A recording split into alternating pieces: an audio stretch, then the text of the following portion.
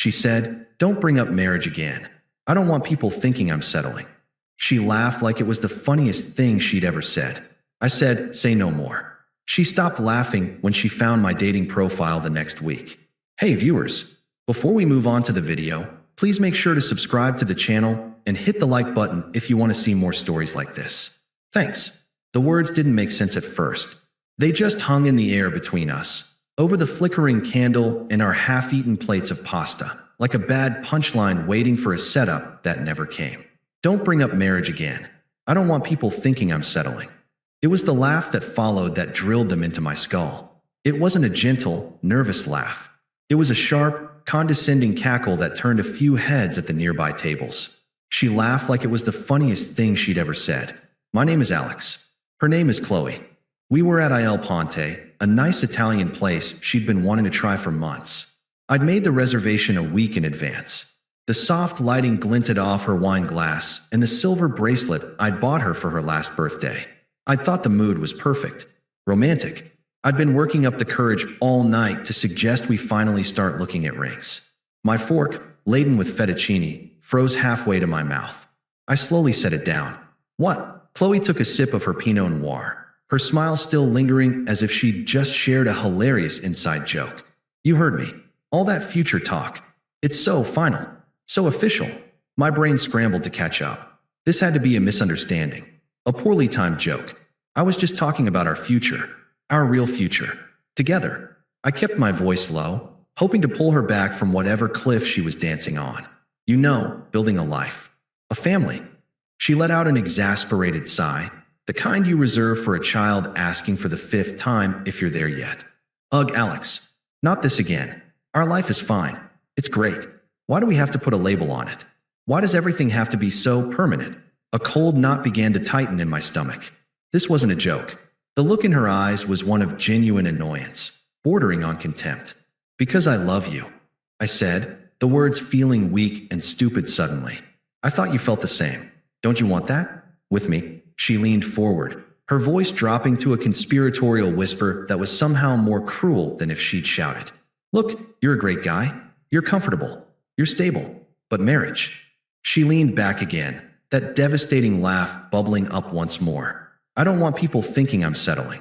She shook her head, her eyes sparkling with amusement at the sheer absurdity of the idea. God, can you imagine? My friends would never let me hear the end of it. Settling. The word landed like a physical blow, driving the air from my lungs. It wasn't just that she didn't want to get married. It was that the idea of being permanently tied to me was a social liability, a mark of lowered standards.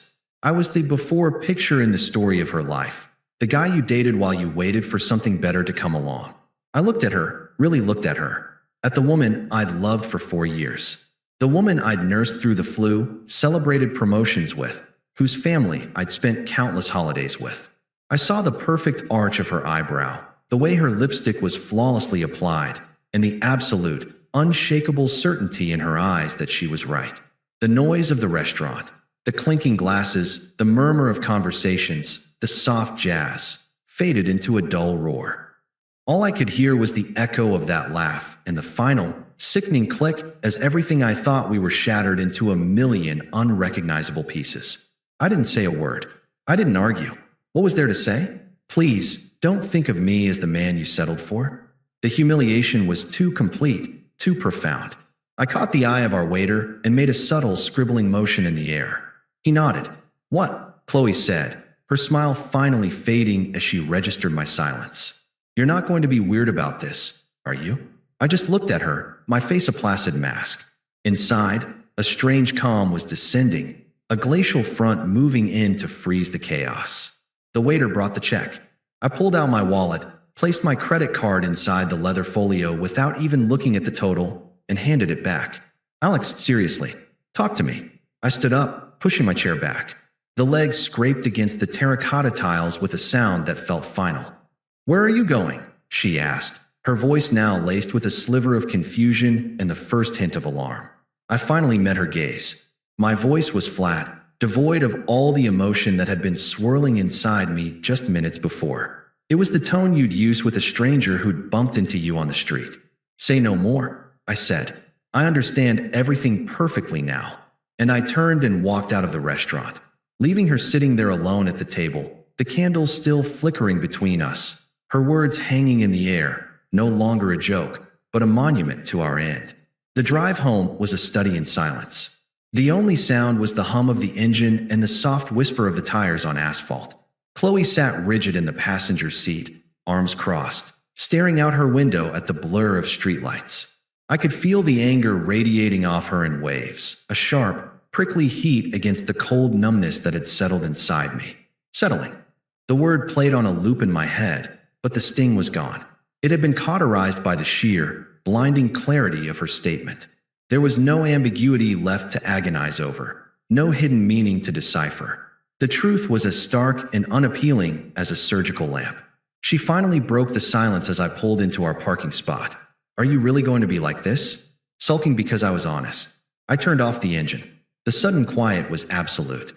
I looked at her, really seeing the entitlement etched into the set of her jaw. This wasn't a woman who thought she'd hurt her partner. This was a woman who was annoyed that her partner was inconveniently upset by her honesty. I'm not sulking, I said, my voice even. It was the truth. Then what do you call this? The silent treatment? Very mature, Alex. I didn't answer. I got out of the car and walked towards our apartment building. I heard her car door slam with unnecessary force behind me. Inside, the familiar space felt alien. The couch we'd picked out together, the prints we'd hung on the walls, the throw blanket her mother had knitted. It all looked like a stage set for a play that had just ended. I was just waiting for the curtain to fall. The next morning, I woke up before my alarm. I hadn't slept so much as I drifted in a state of numb suspension. Qley was still asleep, her back to me. I got up, showered, and dressed for work with a robotic efficiency. She stirred as I was tying my shoes. Rolling over, she squinted at me in the morning light. Her voice was groggy, laced with a practiced nonchalance. Are you going to be a baby about this all day? I stood up and looked at her. There was no anger in me, no sadness, just a vast, empty plain of certainty. No, I said, my tone flat and final. Say no more. I understand everything perfectly now. I walked out of the bedroom, grabbed my keys and laptop bag, and left. I didn't kiss her goodbye. I didn't look back. I went to work, but I was a ghost. I attended meetings, replied to emails, but my mind was in a different place entirely. It was building a blueprint for escape. During my lunch break, I didn't eat. I called Ben, my oldest friend. Hey man, what's up? He answered, his voice cheerful. I need a favor, I said, cutting straight to the point. Can I crash on your couch for a bit? The cheer vanished from his voice. What happened? Qley finally said the quiet part out loud. Last night, she told me she doesn't want to get married because she doesn't want people to think she's settling. I relayed the story in the same calm, factual tone I'd used all morning. There was no tremor in my voice, no plea for sympathy. I was just stating facts. There was a long, heavy silence on the other end of the line. Then, a low whistle. Holy shit, Alex. I'm so sorry. What a fucking thing to say. It's fine, I said, and I meant it. It's better to know. Can I come over tonight? Of course. The couch is yours for as long as you need. Do you want me to come help you get your stuff? No, I'll handle it. Thanks, Ben. That evening, I told Qley I was working late. It was the first and only lie I told during the entire process. Instead, I went to Ben's apartment. He clapped me on the shoulder, handed me a beer, and didn't ask any more questions. His quiet support was an anchor in the surreal stillness of my new reality. Sitting on his couch, I opened my laptop. The idea didn't feel like revenge. It felt like a necessity, like taking a first breath after being underwater for too long. I opened a browser and went to Tinder. I created a profile. The act felt methodical, like filling out a job application for the position of single man. I chose a recent photo from a hiking trip with Ben. I was smiling, squinting against the sun, looking genuinely happy. I didn't use a pretentious bio. I didn't try to sell some exaggerated version of myself. I wrote plainly, easygoing guy who enjoys a good hike, terrible movies, and great coffee. Looking to meet new people and see where things go. It was all true. It was me, without the filter of Qley's judgment. It was the man she thought was merely comfortable. Hitting the complete profile button felt less like an act of defiance and more like an act of reclamation. I was taking my identity back. Over the next 3 days, I became a ghost in my own home. I moved with a quiet purpose when Qley was at work or out with her friends. I took my important documents, my laptop, my favorite books, the watch my father had given me, and about 2/3 of my clothes. I didn't take the furniture we'd bought together. I didn't take the TV or the kitchenware. Those were relics of a life I was no longer living. On the 4th day, I took the last box of my belongings. I stood for a moment in the living room, now feeling hollow and empty despite all the familiar objects still in place. I placed my key to the apartment on the kitchen counter, right next to the fruit bowl she loved. My phone buzzed in my pocket an hour later, just as I was unpacking a box at Ben's. I pulled it out. It was a notification from Tinder, a match. I felt a faint, foreign flicker of something that wasn't pain. It was possibility. Then, a second later, a text message flashed on my screen from Qley. The tone was pure, unadulterated shock. "Qley, what the hell is this? Is this a joke? You're on Tinder." I read the message. I saw the words, felt the fury and disbelief radiating from them. And I felt nothing. No guilt. No satisfaction. Just the quiet hum of the new life I was already building. I didn't block her. I didn't reply. I simply put my phone back in my pocket, the screen still lit with her outrage, and continued unpacking. The silence, I was learning, was the most powerful thing I had. The silence was my sanctuary. For the first 2 weeks, I lived in a bubble of blessed quiet at Ben's place. The texts from Qley came in sporadic, furious bursts. "Qley, day 2, I can't believe you're actually doing this. You moved out. Over one conversation? You're actually insane. Qley, day 5, my friends are right. You're a narcissist. This is a classic narcissistic discard. You were just looking for an excuse. Qley, day 8, you left your stupid hiking boots. I'm donating them. I hope you get blisters." I read every one. I didn't block her. Watching the tone shift from anger to confused probing was like watching a weather map of her unraveling. It was data. It was not my problem. Ben's couch was temporary, but it was peace. I found a small, clean one-bedroom apartment on the other side of the city and signed a 6-month lease. It was mine. The blank walls were a canvas, not a prison. I bought a bed, a desk, and a single comfortable chair. The simplicity was a balm. I didn't jump headfirst into dating. The Tinder profile was live, and I'd exchange a few messages here and there. Even went for a coffee with a nice, soft-spoken woman named Rachel who was a librarian. It wasn't a lightning bolt of romance. It was a pleasant conversation with someone who didn't know my history, who didn't look at me and see a placeholder. It was normal. It was a reminder that the world was full of people who hadn't already decided I was a compromise. I threw myself into work. Without the emotional drain of managing Qley's moods and expectations, I had a surplus of energy. I finished a project ahead of schedule, and my boss, a man of few words, stopped by my desk and said, "You've been firing on all cylinders lately, Alex." It's noticed. It was the first professional praise that had felt truly earned in years. This was my life now. It was quiet, productive, and entirely my own. The ghost of Qley's laugh was fading, replaced by the tangible satisfaction of a life built on my own terms. The first real crack in her armor came 3 weeks after I left. My phone vibrated with an incoming call. "Qley." I let it ring 4 times. Then, driven by a calm curiosity, I answered. I said nothing. "Mark?" Her voice was tight, artificially calm. "We need to talk. You can't just disappear." "I'm here," I said, my tone neutral, like a customer service agent answering a query. "You completely overreacted," she started, the reasoning attempt beginning. "What I said at the restaurant, it came out wrong. You know I love you." The words were clear. I replied, mirroring the factual tone I'd used that night. The laugh was clearer. I heard her sharp intake of breath. "So you're just going to throw away 4 years because of one sentence? You're that fragile? That you can't handle a little honesty?" It wasn't a sentence, I said, the truth of it crystallizing as I spoke. It was a truth I needed to hear. "Thank you for that." I ended the call. No drama. Just a click. I imagined her staring at her phone, the first cold trickle of realization that her words had consequences that her tears couldn't wash away. The next phase was pleading. It came a week later, in a voicemail. Her voice was thick with tears, the artifice gone. "Please, Mark. It's a mess here without you. I can't sleep. I was stupid and scared, okay? I was scared. I do want to marry you. I was just afraid of what people would think. That's my own issue, not yours. You're the best thing that ever happened to me. Please, just call me back. Please. I listened to it once. The best thing that ever happened to her, but not good enough to proudly claim. The hypocrisy was almost poetic. I deleted the voicemail. The sound of her crying, which would have shattered the old me, now felt like rain on a window pane, a distant weather event I was safely insulated from.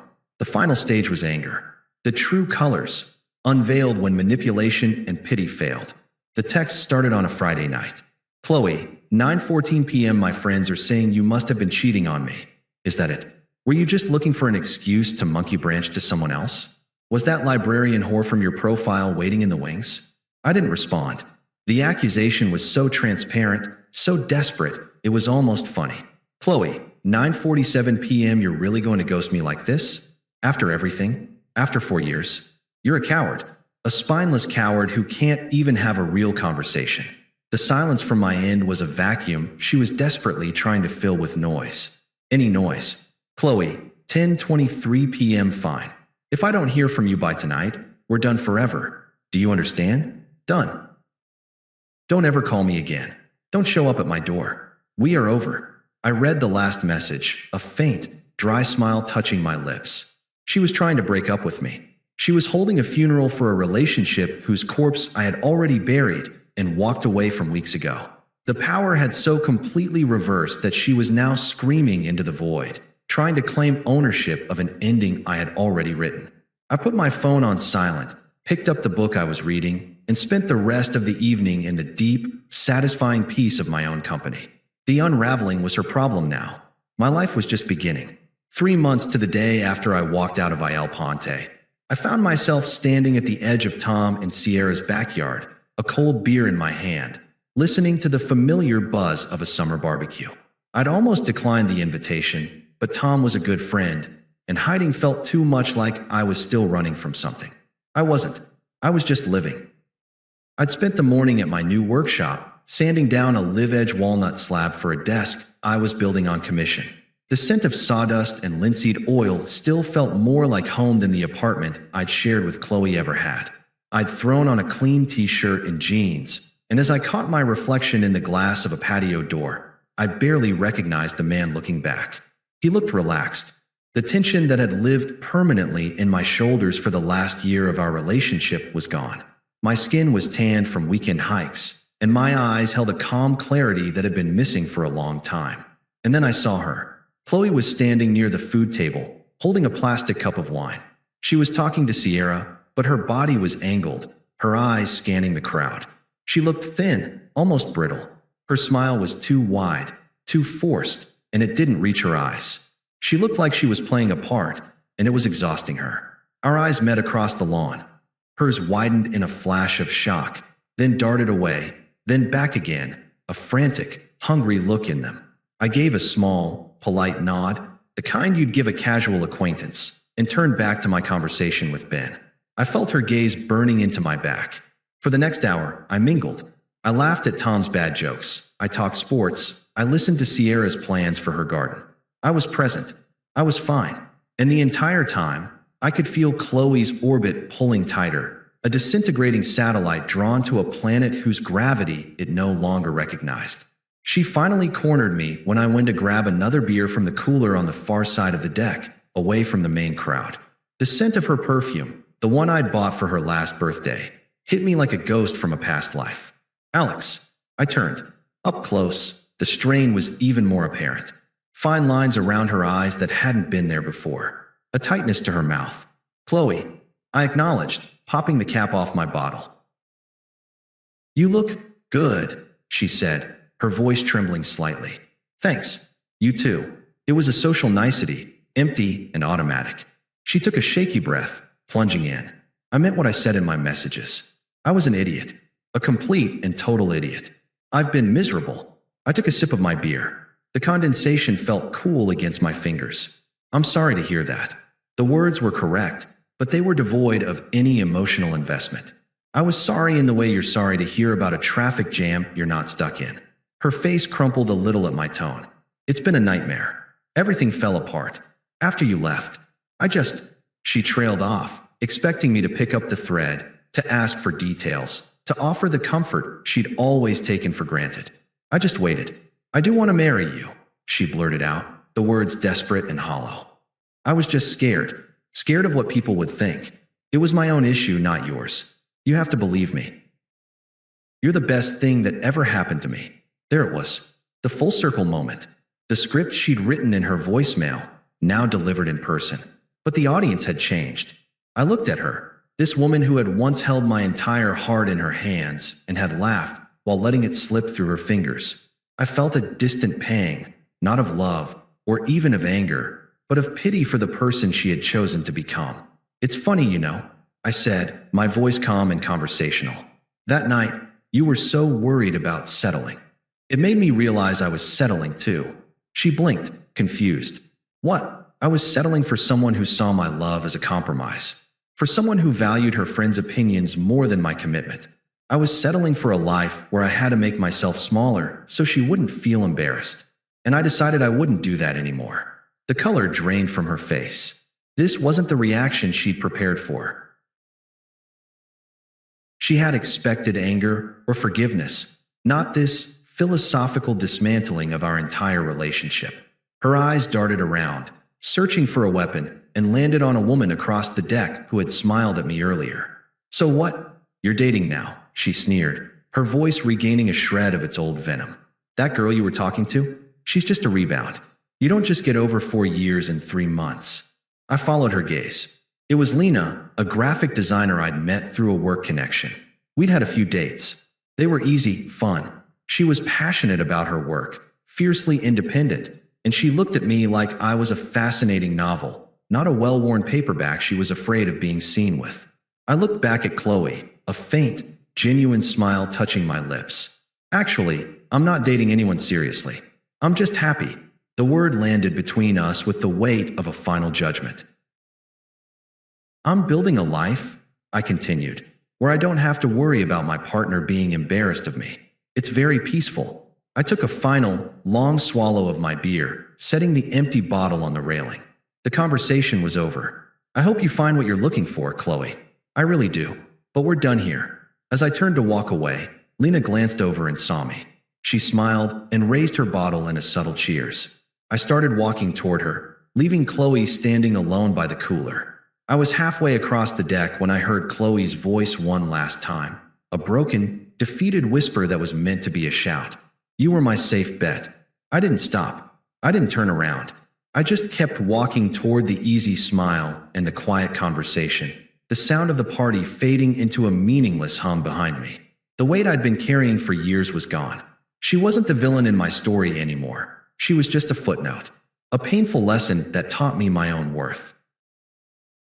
And for that, I suppose, I owed her a thank you. Thanks for watching. Make sure to subscribe to the channel and hit the like button. What do you think about this story? Share it in the comments.